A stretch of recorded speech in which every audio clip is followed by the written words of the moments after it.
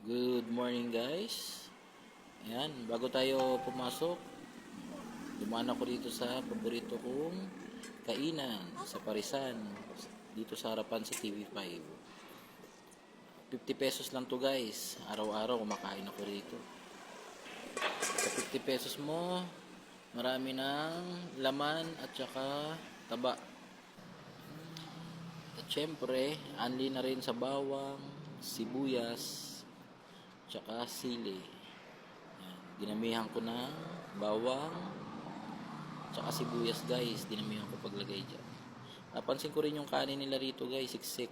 Puno talaga yung lagayan. Kaya sulit na sulit yung 50 mo guys. Yan. Sa mga gustong kumain guys, dito lang yan sa Mandaluyong. Ha?